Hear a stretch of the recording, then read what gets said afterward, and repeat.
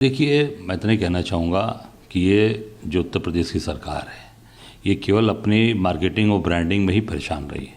केवल VIP culture, VIP कैसे आ रहे हैं, कैसे जा रहे हैं, हेलीकॉप्टर से आ रहे हैं, जहाज़ से आ रहे हैं।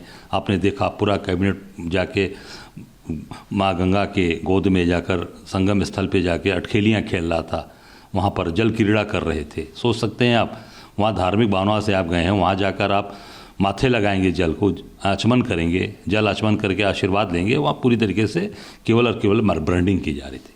और अमित शाह जी गए थे तो आप देख सकते हैं किस तरीके से उनका जलाभिषेक जैसे हो रहा है। मैं समझता हूँ ये पूरी तरीके से केवल मार्केटिंग और ब्रांडिंग के नाते ये सारी चीज़ें, आपने आमंत्रण तो दे दिया, आमंत्रण दे दिया तो उसकी व्यवस्था नहीं किया आपने, और पूरी व्यवस्था ध्वस्त हो गई। आज देखिए कितने साधारण परिवार के लोग, कितने गरीब परिवार के लोग, माताएं, बहनें, बच्चे, बूढ़े बुजुर्ग बेचारे, आज उनकी मृत्यु हो गई। वह बहुत ही दुखद पीड़ादायक है। कितने लोग घायल हैं। अव्यवस्था पूरी तरीके से फैल चुकी, चित्कार में देखा वीडियो में, चीख पुकार हो रही है। और मैं एक बात और बताना चाहूँगा, कल ये रात की भगदड़ नहीं है, कल दिन में 12 बजे 21 नंबर पुल पे भी एक बार भगदड़ हुई है। उसके बाद भी प्रशासन ने उसको चेता नहीं, उसके बाद भी लगातार आमंत्रण दे रहे हैं, उसके बाद भी व्यवस्था नहीं की। सारे प्लाटून पुल बंद कर दिए गए और लगातार लोगों को केवल बुलाया जा रहा है, आमंत्रित किया जा रहा है। मैं समझता हूँ बहुत दुखद घटना है। इसके पहले भी कुंभ हुए हैं, अर्धकुंभ हुए हैं, महाकुंभ हुए हैं। इस तरह की चीज़ें नहीं कभी रही। जिसकी इच्छा थी, जिसकी स्वेच्छा थी, जिसके स्नान करने में जिसके सौभाग्य था, वो आता था, करता था। पर आज बुला बुलाकर मार्केटिंग कर करके, पूरी ब्रांडिंग करके, मैं समझता हूँ कि सारी व्यवस्था को ध्वस्त कर दिया गया। और जिसके नाते ये बहुत ही दुखद घटना घटी है। मैं निश्चित तौर से उन परिवारों के प्रति अपनी संवेदना प्रकट करता हूँ और मृतक आत्मा के प्रति अपनी शोक संवेदना प्रकट करता हूँ। जो घायल हैं वो तत्काल ठीक हो, बाबा विश्वनाथ से प्रार्थना है सरकार उनकी पूरी व्यवस्था करे और केवल मार्केटिंग ब्रांडिंग छोड़कर अब पूरी उस व्यवस्था पे लगे, जिससे कि वहाँ लोगों को उसकी सुविधा मिल सके। और जो मृतक हैं उनके परिवारों को 1-1 करोड़ रुपए तत्काल सरकार दे, और जो घायल हैं उनके मुफ्त इलाज की व्यवस्था करे। ऐसे में ये घटना होती है।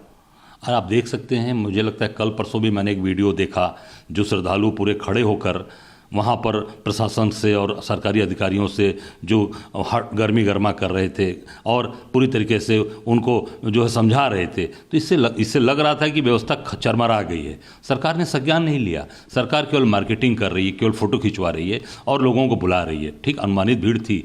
मौनी अमावस्या में हमेशा आप देखेंगे, अर्धकुंभ में भी, कुंभ में हमेशा मौनी अमावस्या के दिन बड़ी भीड़ होती है, क्योंकि ये देश के लोग श्रद्धालु हैं।